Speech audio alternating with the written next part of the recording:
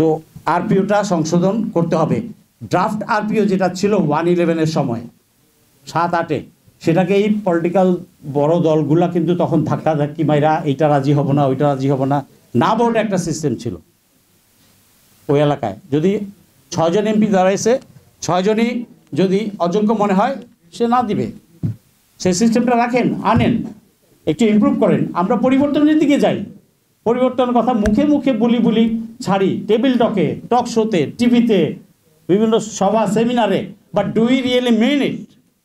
আমরা যদি মেন করে থাকি তাহলে চলেন, আগে বাড়েন, নতুন কিছু সংযোজন করেন, সেই গদবাদা একই ধারায় আবারও দেখবেন।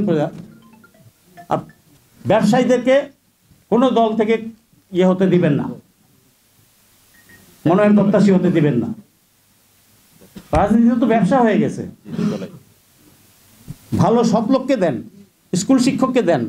আপনার এলাকায় যে সৎ, সে তো আসতে চাবে না, কারণ আপনি সৎ লোকটাকে সালাম দেন না। ও চোরটা গিয়ে পাঁচজোড়া গাড়ি দিয়ে নামছে, আপনি তাকে গিয়ে সালাম ভাই, বড় ভাই সালাম, চাচা সালাম, আবার বুকের সাথে হাত মিলান।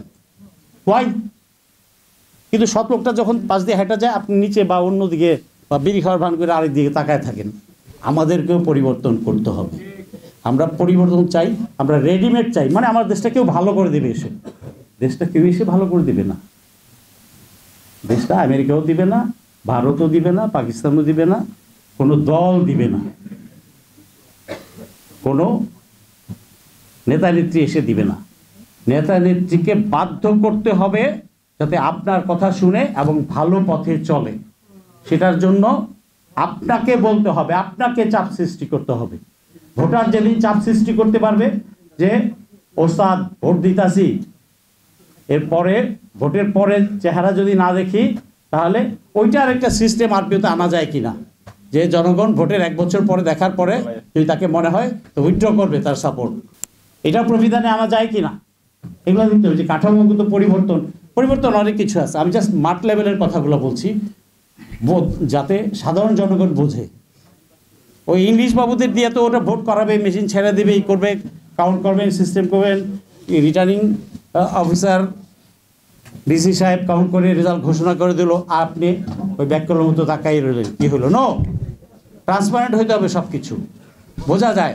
এলাকায় শান্তি শৃঙ্খলা বজায় রাখতে হবে, যাতে কেউ কোনো দল সভ্য আচরণ করে।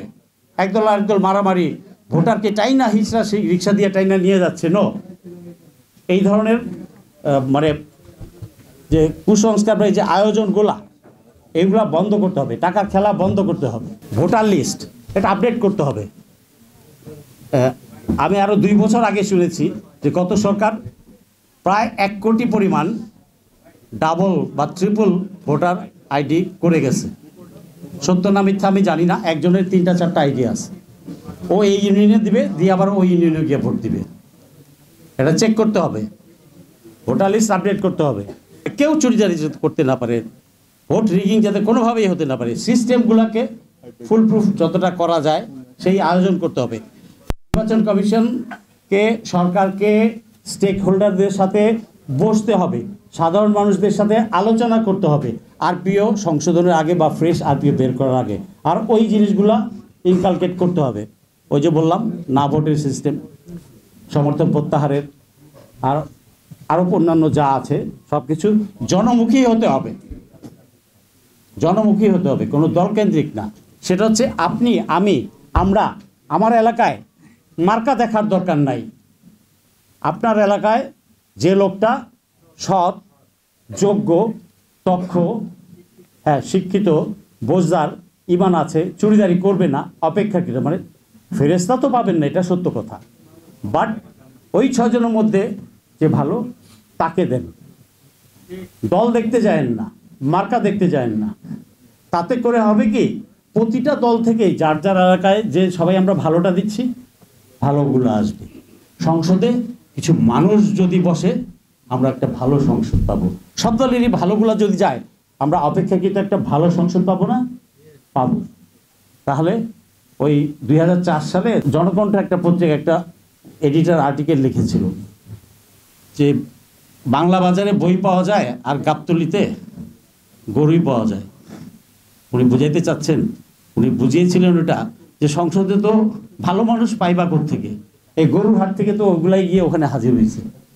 তা আমাদেরকে ভালো মানুষকে ভোট দিতে হবে এবং সব দল থেকেই, তাতে করে হ্যাঁ আমার কথা শুনে অনেক পলিটিক্যাল পার্টি মনক্ষুণ্ণ হতে পারে, কোনো একচ্ছত্র আধিপত্য কোনো দলের তাহলে থাকবে না, দুইটা দল অ্যালায়েন্স করে তাকে হতে হবে এবং বাকি যে অপোজিশনে যারা থাকবে তারাও কিন্তু ওই ভালো মানের লোকগুলো ওখানে যাচ্ছে।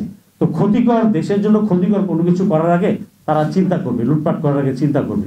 আর আরেকটা জিনিস, সেটা আমার ব্যক্তিগত মতামত, সেটা হচ্ছে প্রমোট করেন প্রতিটা এলাকা থেকে স্বতন্ত্র ক্যান্ডিডেট একজন করে দাঁড় করা যায় এবং তাদেরকে ওয়াদা করান আগে ভোটার হিসেবে যে আপনি যতদিন সংসদে থাকবেন স্বতন্ত্র হিসেবেই থাকবেন, এলাকার জন্য আপনি বরাদ্দ পান বা না পান কোনো দলে ট্রান্সফার হবেন না। তাহলে 10টা 15টা বা 30টা 10% কিন্তু ঠিক অ্যামাউন্ট, 64টা জেলা থেকে যদি 30টা আসতে পারে স্বতন্ত্র এমপি, এটা স্বতন্ত্র যদি একটা মোর্চা গঠন করতে পারে, কোনো দলে যাবে না, স্বতন্ত্র মোর্চা, এখানে কোনো বৈষয়িক লেনদেন কিছু নেই। এই 30টা স্বতন্ত্র এমপি কিন্তু পুরো সংসদ ভূমিকম্প তৈরি করে দিতে পারে রাইট পয়েন্টে, সাথে পাবে জনগণকে, সাথে পাবে মিডিয়া। গভর্নমেন্ট এমনি সাইজ হয়ে থাকবে, যত বড় দলই হোক এমনি সাইজ আপ হয়ে থাকবে, কারণ ওই যে মিডিয়া সাথে আছে আর জনগণ আছে, ওই 30টাই কিন্তু যথেষ্ট, বিরোধী দল লাগবে না আলাদা। হাইপোথেটিক্যালি আমি বললাম, but it is possible to make. আপনারা হোমওয়ার্ক করেন, দলের ক্যানভাসিং করবে, বোদ্ধা জনগণ, বোদ্ধা জনগোষ্ঠী, ইয়াং ব্লকস যারা আছেন, আপনারা হোমওয়ার্ক করেন, করে কীভাবে কী করবেন করতে পারেন, সময় আছে এখনো।